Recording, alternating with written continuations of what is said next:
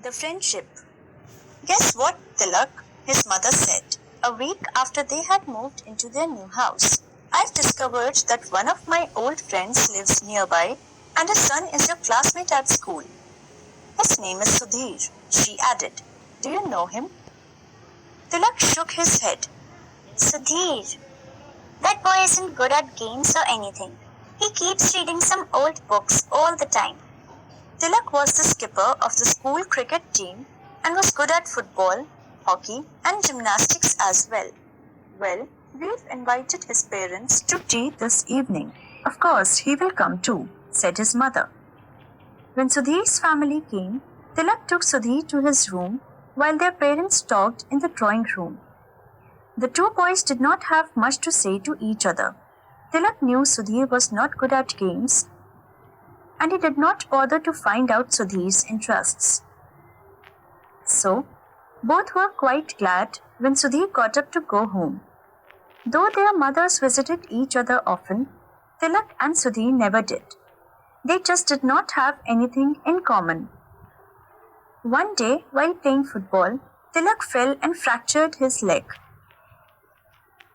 This meant that he had to miss school for about 6 weeks. Lying in bed, Tilak felt very lonely and sorry for himself.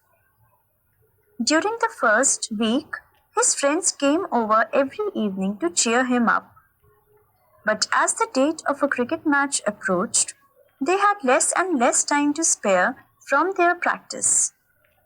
One evening, Tilak's friends visited him, full of excitement about the coming match. One of them had been selected as the skipper in Tilak's place. What a shame you can't play, they said. We're really going to miss you. Tilak smiled bravely. Never mind, he said. When his friends had gone, Tilak tried hard to fight back his tears. He had never felt more disappointed and lonely. Suddenly, his mother came into the room. A visitor for you, Tilak, she said. It was Sudhir. He came forward shyly and sat down on a chair near Tilak's bed. I've brought you a book to read, he said. You must be getting bored lying in bed. Tilak picked up the book without much interest. He didn't feel like reading. However, the cover caught his eye. It was the picture of a beautiful snow-white cheetah called Pippa. He opened the book. It was full of photographs of Pippa and her cubs. The little ones were shown climbing trees, playing, even enjoying a cold drink out of a bottle with a straw. It's a good book, Sudhir said. I think you'll like it. He then got up to go. Don't go so soon, said Tilak. Tell me about the book. Sudhir sat down again. He told Tilak the story of Pippa from the time she was a cub till she had little cubs of her own. When Pippa was only a few weeks old, she was presented to a couple called George and Joy Adamson. Who were they? Tilak asked. George Adamson was the keeper of a game sanctuary in Africa, Sudhir told him. The Adamsons brought up Pippa, and it is Joy Adamson who has written the book about her.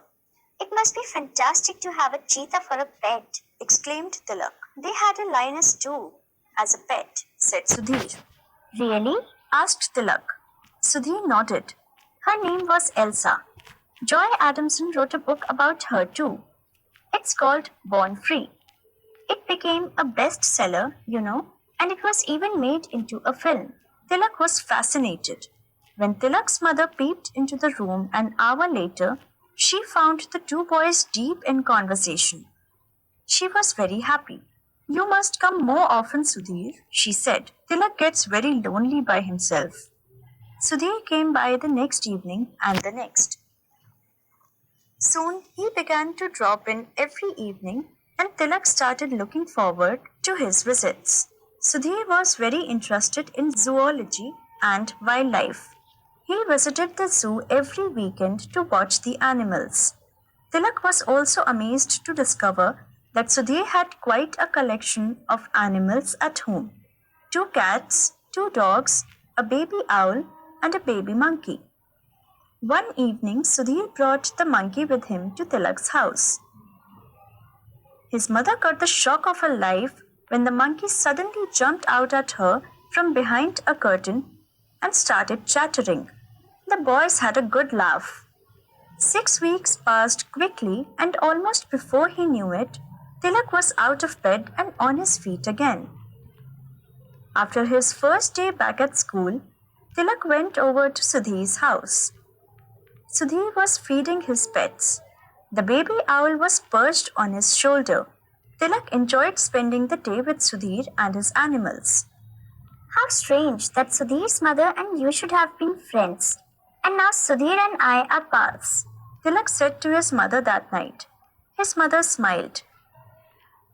You must thank your poor broken leg for this friendship, she said. I know, grinned Tilak.